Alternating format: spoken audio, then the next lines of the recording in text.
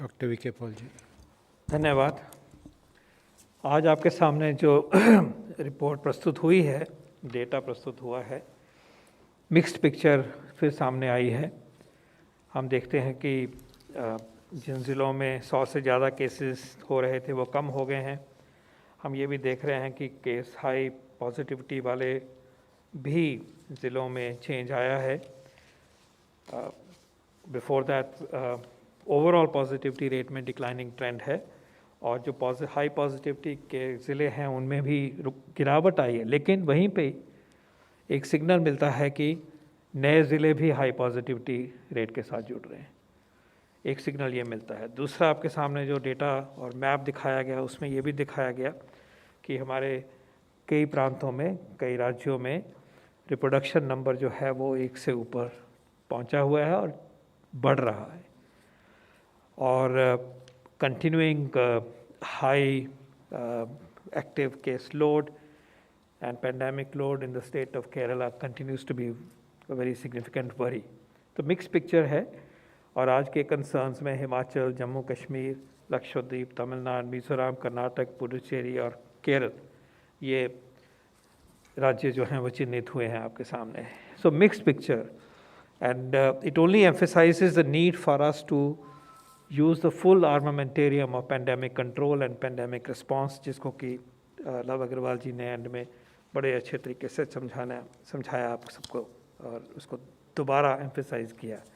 The fact remains कि अगर हम ये मानते हैं कि कंपैरेटिवली स्टेबल है सिचुएशन, ओवरऑल नंबर्स स्टेबल हैं, किसी हद तक कम भी हुए हैं, कल का डेटा अगर देखें तो फिर एक विनती है कि कॉन्टैक्ट ट्रेसिंग करें और कॉन्टैक्ट्स को क्वारंटाइन करें।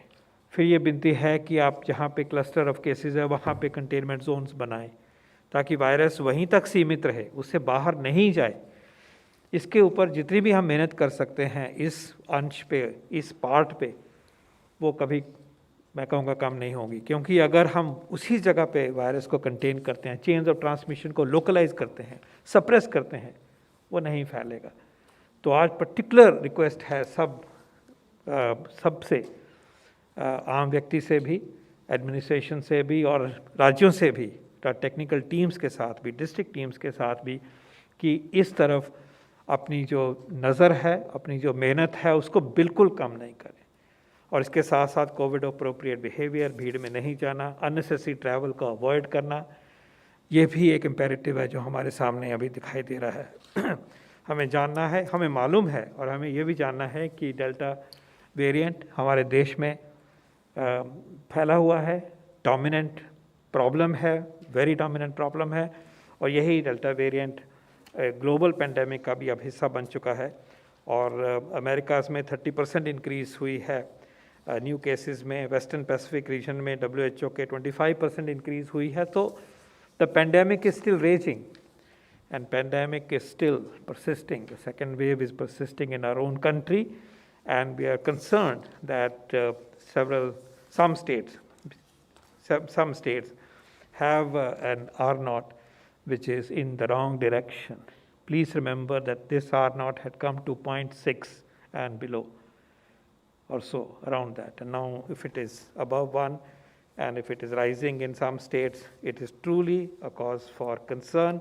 Shows that the virus wishes to expand. Pandemic has a tendency to still expand, and we must curb it with all our might.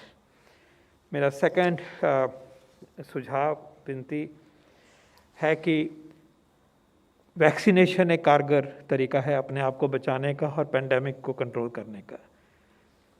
और किसी भी अपसर्ज को, किसी भी आउटब्रेक को के लिए तैयारी का एक महत्वपूर्ण पिलर और वेपन जो हमारे पास है वो वैक्सीनेशन है, ये हम सब जानते हैं। मैं देख रहा हूँ कि अगर हम 45 के और 60 तक के एज ग्रुप में देखें तो आज के अपडेटेड डेटा के बेस के ऊपर 52% व्यक्तियों को फर्स्ट डोज, सिंगल डोज मिली है, 52%, और 19.4% को 2 डोज मिली। अगर हम 60 के और 60 से ऊपर जाते हैं तो 55%, 55.6% को सिंगल डोज मिली है और 27 को 2 डोज। मेरी रिक्वेस्ट ये है कि क्योंकि ये वल्नरेबल ग्रुप है, मॉर्टेलिटी के परिप्रेक्ष्य में advanced age is a very very significant risk factor, और इस समूह के लिए हमारे वैक्सीनेशन प्रोग्राम पहले से शुरू हुआ था एज अ प्रायोरिटी ग्रुप। तो अगर हमने पेंडेमिक के असर को इन टर्म्स ऑफ मॉर्टेलिटी कम करना है, तो जो वल्नरेबल एज ग्रुप है, एल्डरली ग्रुप है, 45 से ऊपर वाला जो ग्रुप है इन पर्टिकुलर, उनको हमें वैक्सीनेशन से जोड़ना है। तो अभी हम देख रहे हैं कि आधे से ज़्यादा को एक कम से कम 1 डोज मिली है, लेकिन यह नंबर जो है, ये प्रोपोर्शन जो है, इसको बढ़ना चाहिए, और इसको भी हम अपनी किसी भी फ्यूचर सर्च के लिए एक महत्वपूर्ण तैयारी का बिंदु मानना चाहिए।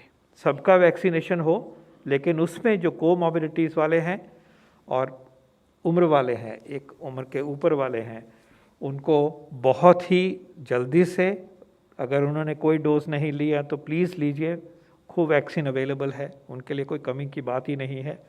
और जिन्होंने 1 डोज लिया है और दूसरी डोज ड्यू है, उनको प्लीज़ दूसरी डोज लेने के लिए अपनी तत्परता बरतनी चाहिए। इन्हीं 2 मैसेजेस के साथ हम आगे नेक्स्ट सेगमेंट में जाते हैं। धन्यवाद। Thank you, sir. We now take some questions. Okay, 50.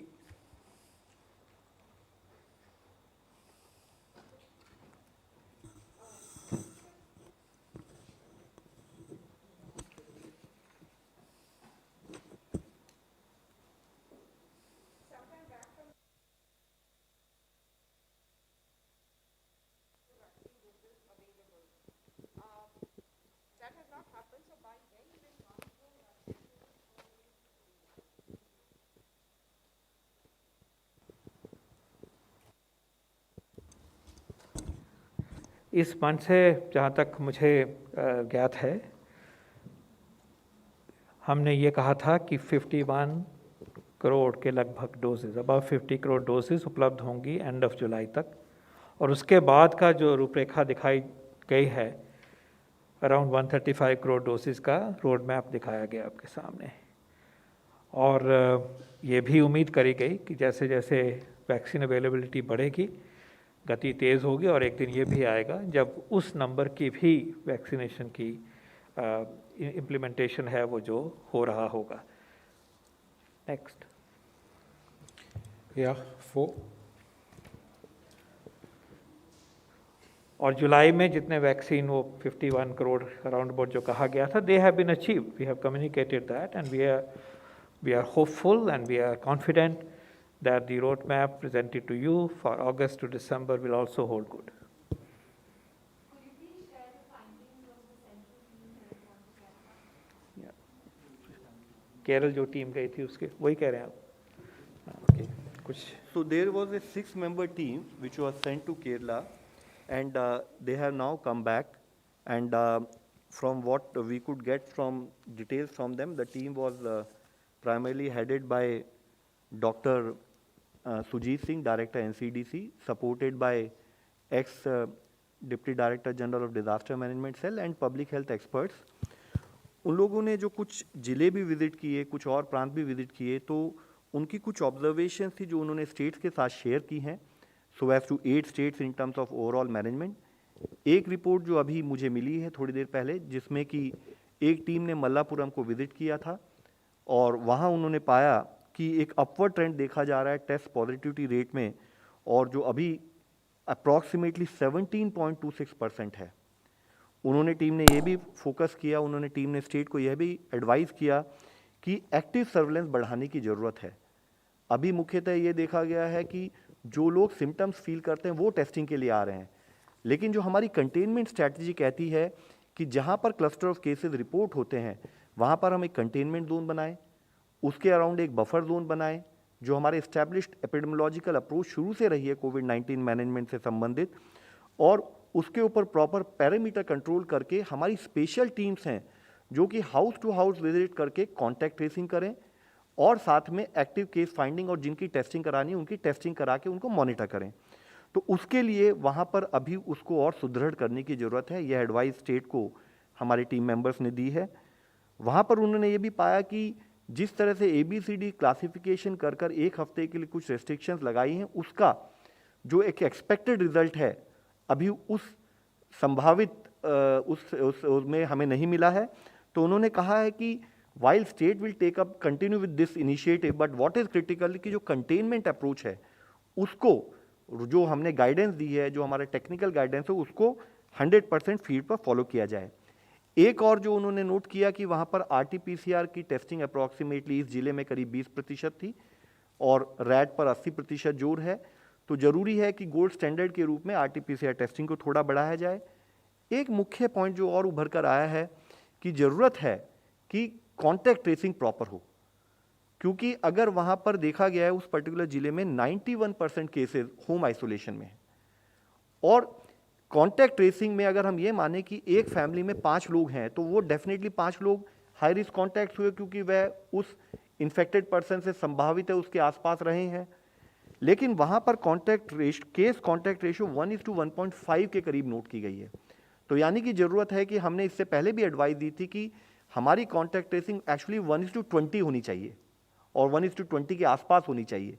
तो contact containment operations as well as contact tracing को सही तरीके से फील्ड पे करेंगे तो हमें उसके संभावित और उसके रिक्वायर्ड रिजल्ट मिलेंगे।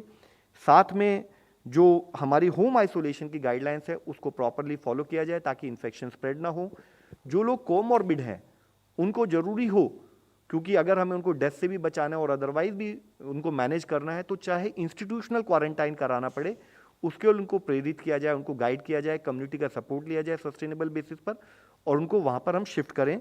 यह भी एक एडवाइस दी गई है।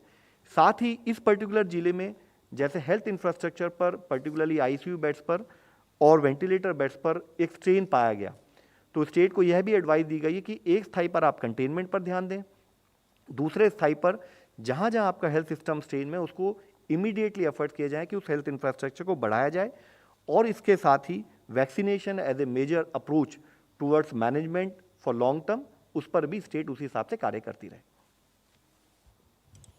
Okay, 22.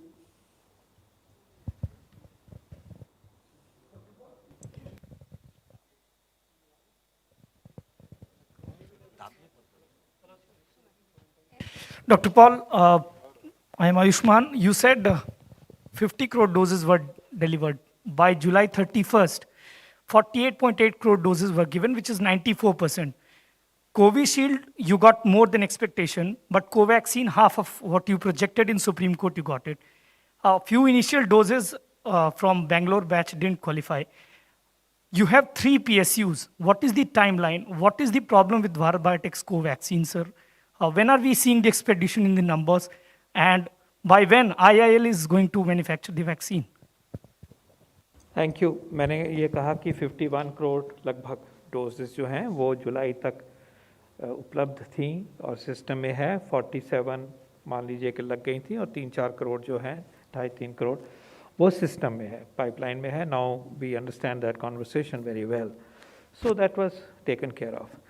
जो आपने इशू ये रेज़ किया है कोवैक्सीन के बारे में, यहाँ से भी पहले भी मैंने भी अपने आप से एक्सप्लेन किया है आपके सवालों के जवाब में कि जो उनकी कैपेसिटी बढ़ाने का जो एफर्ट है उसमें जो मेजर क्वांटम जंप मिलेगा वो जब बेंगलोर की फैसिलिटी एक्टिवेट हुई है उसके साथ आता है।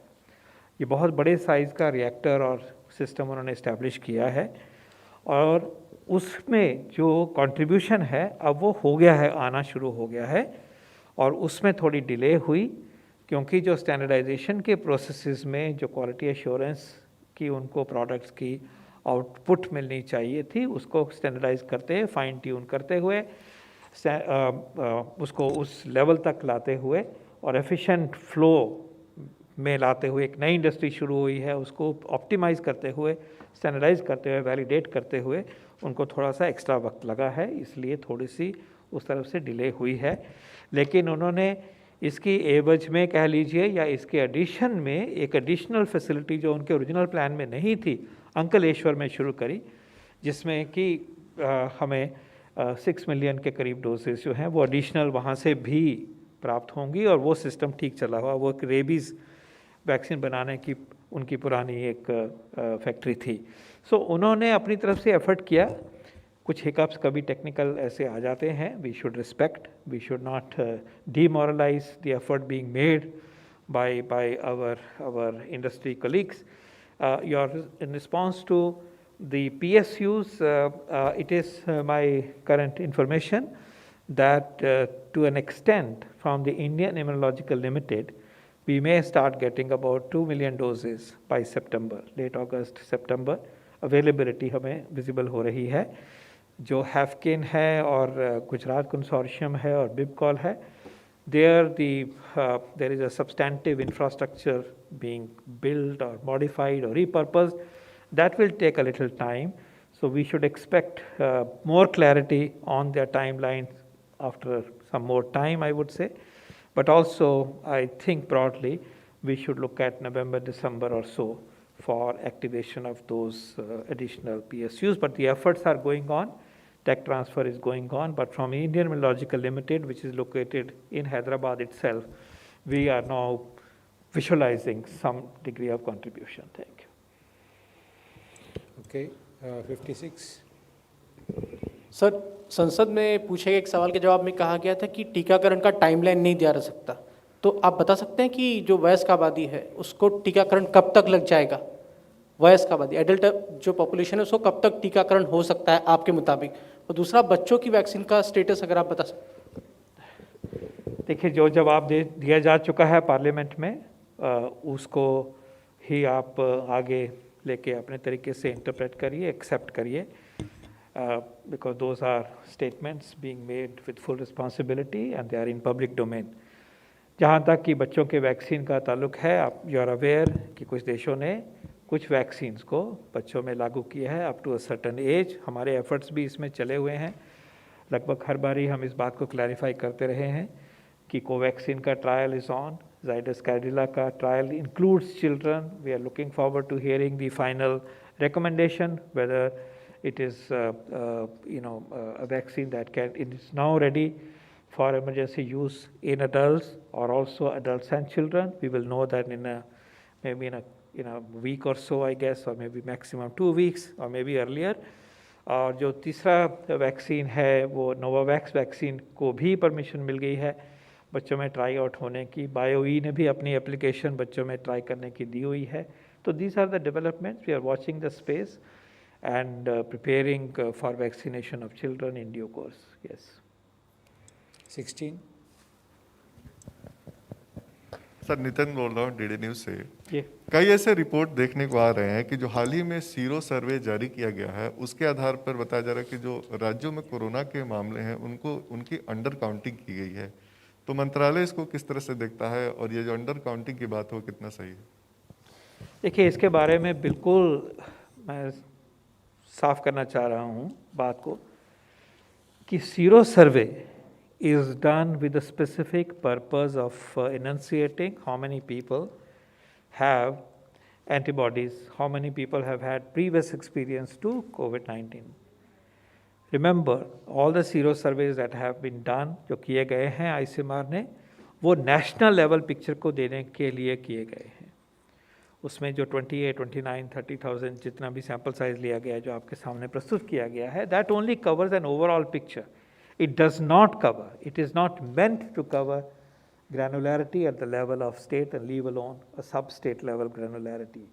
And that's why official picture जो सीरो सर्वे की बताई जाती है, firstly that should be seen only in the national context. Having said that, remember, अगर एक एंटीबॉडीज पाई गई हैं, सीरो पॉजिटिविटी पाई गई है एक व्यक्ति में, तो ये शोज़ की एक्सपोजर हुआ है. एक्सपोजर का मतलब नहीं है कि सीरियस डिसीज़ हुई, एक्सपोजर का मतलब नहीं है कि एडमिशन हुई, एक्सपोजर का मतलब ये नहीं है कि ये एंटीबॉडीज़ जो हैं वो इस दशा में ही हुई हैं कि एक सिग्निफिकेंट लाइफ थ्रेटनिंग सिचुएशन पैदा हुई हो. इसलिए, और ये भी पक्की बात है कि जो अगर टेस्ट नहीं करवाता कोई या टेस्ट नहीं होता, it is more likely that the situation may have been asymptomatic or totally not known to the individual. It's well known. In most cases, above 80%, there are no symptoms, and you're totally unaware. Now, that situation cannot be equated with a situation where there is a significant chance of mortality. In other words, zero survey includes a huge number of people who were asymptomatic.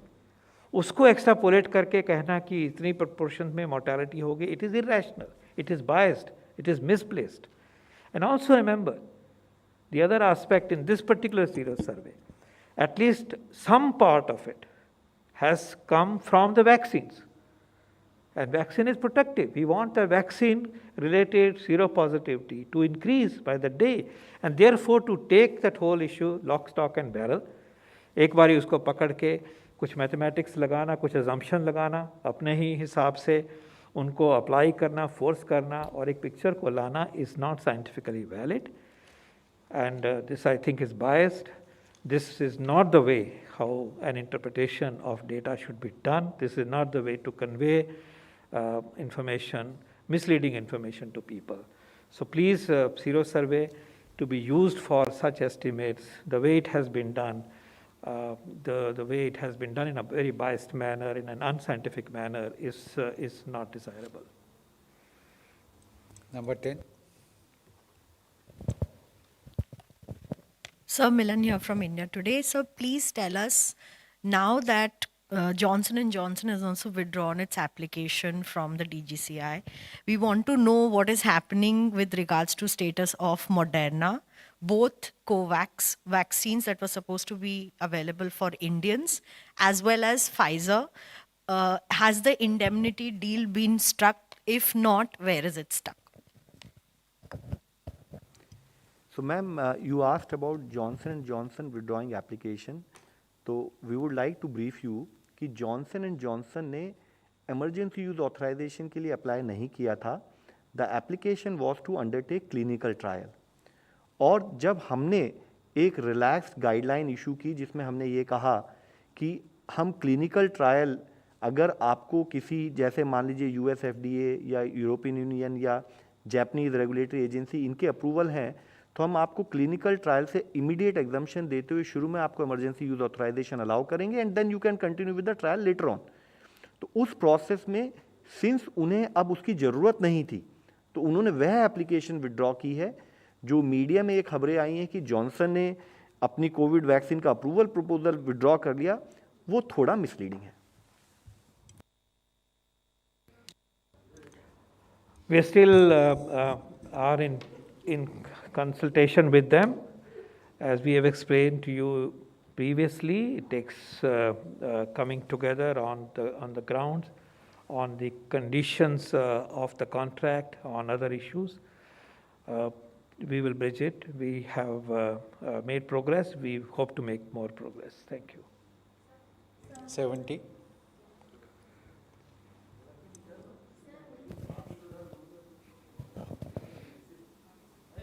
ऐसे बोल रहे हैं.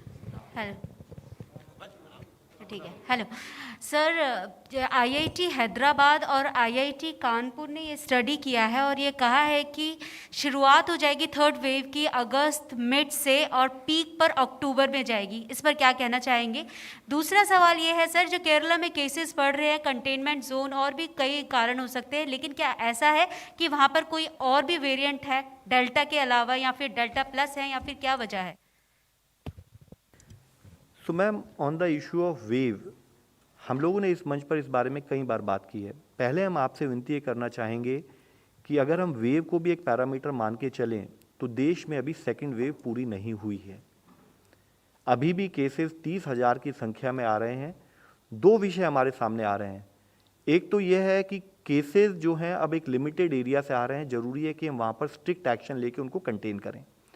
दूसरा यह है कि जैसे जैसे देश में गतिविधियाँ खोली गई तो उसमें हमने जब गतिविधियाँ खोलने पर हमने ये पाया कि कुछ प्रांतों में कोविड सेफ बिहेवियर अगर फॉलो नहीं होगा तो हो सकता है केसेस बढ़ें. इस मंच पर हमने इसमें बात की और उसके प्रभाव के रूप में शायद हमने जैसे कि सर ने कहा कि 0.6 R0 था, उसके बाद 0.8 हुआ, बढ़ते बढ़ते आज हम उसको R1.2 के करीब देख रहे हैं.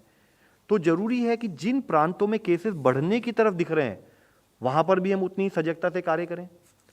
तो ये दोनों चीज़ें हमें समझने की ज़रूरत है कि सेकेंड वेव ही हमें सबसे पहले मैनेज करनी है। दूसरी चीज़ है, अगर आप कभी भी वेव के बारे में बात करें तो हमने इस मंच पर आपको बताया है कि वेव जो है they are more of a post facto understanding और evaluation of plotting the case trajectory. उससे भी पहले हमारा एक्शन क्या है, दैट विल डिटरमिन। वेव के दो कंपोनेंट हैं, एक कंपोनेंट है एक प्रकृति के रूप में, जैसे आपने कहा कि वेरिएंट आ सकते हैं, तो एक प्रकृति के रूप में हमारे सामने एक नया चैलेंज आ सकता है। दूसरा, हमने इससे पहले भी इसमें बात की है, एक हमारी प्रवृत्ति क्या है, हमारा बिहेवियर कैसा है, क्या हम इस वायरस को समझ के इस वायरस के अनुरूप इससे बचने के लिए कार्य कर रहे हैं, वह भी हमें सपोर्ट करेगा, कपल्ड विद द फैक्ट कि हम उसको वैक्सीनेशन से और एड करें। तो इन दोनों कंपोनेंट पे हमें काम करने की बहुत ज़रूरत है। हम आपके द्वारा फिर सबसे विनती करना चाहेंगे, हमें सबका, इस देश के हर नागरिक ने सपोर्ट दिया है स्टेट को, गवर्नमेंट को, इन terms of management for last 1.5 year and more. लेकिन ये बैटल अभी खत्म नहीं हुई है और हमें प्रकृति से दिया हुआ challenge coupled with the fact हमारी प्रवृत्ति क्या है, उससे हम कैसे मैनेज करें, इन दोनों को मिक्स करते हुए हमें इस पे फोकस करना है। इसी से संबंधित आपने केरला के विषय में कहा है, तो जैसे मैंने इससे पहले आपको भी सबमिट किया है, variant can lead to a situation in terms of higher transmissibility which has been noticed not only in Kerala, not only in Maharashtra, in other parts of the country and now across the world.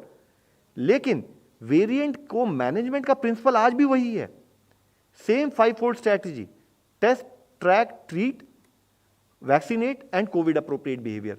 इन पांचों जो हमारे component है management के, इनसे हम इधर से उधर कभी भी होंगे तब हम देखेंगे हमारे केसेस की संख्या बढ़ेगी।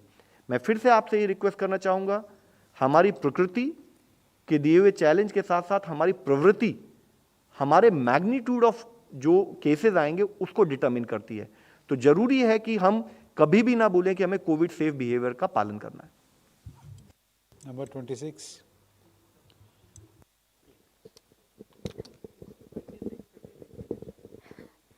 So Sneha from India Today. My question is, what is the plan? How do you intend to go about vaccinating children? Because there is a suggestion from the ministry, as is from experts, that priority group among children, those with comorbidities, that's a list that has to be drawn up. Has any work started in that direction just yet? The notion to, on priority, vaccinate children who have comorbidities is scientifically appropriate and valid. Because हमने यहाँ से भी share किया था कि जो child Covid है वो रिलेटिवली माइल्ड डिजीज़ होता है, एसिम्प्टोमेटिक होता है, और जहाँ भी एडवर्स आउटकम्स हुए हैं often there is a significant comorbidity. So this principle holds good and it also holds good, जैसे मैंने थोड़ी देर पहले कहा, for adults, and therefore as a scientific principle this is valid. Now the issue is, before we embark on vaccinating children, we need to have a vaccine which is entitled and appropriate and licensed for use in children. And that is why our progress on the ongoing trials, ongoing scientific work is very important to be undertaken, to be understood. So ये issue है, लेकिन जब availability हो तो सबको लगे या priority group में लगे, ये बातें उस टाइम पे और सोची जा सकती हैं, और ये प्रिंसिपल जो आप इनंसिएट कर रहे हो, it is scientifically valid and that approach has a merit. Okay, 9. Sir, is there actually any talks going on whether to reduce the private, the 25% private quota for vaccination that is going to be given, whether that is being, because there are talks that it is going to be reduced. Secondly, when we talk about the district Malappuram, like Mr. Love Agarwal said that there is 17.2% of positivity rate. Is it because of the relaxation that was given during one of the specific festivals, as being claimed? There is no discussion on changing the private sector channel allocation as of now. Absolutely not. We believe that is a very important channel that enhances our reach, it enhances and multiplies our effort, and we'll continue to work through that channel. on the second point.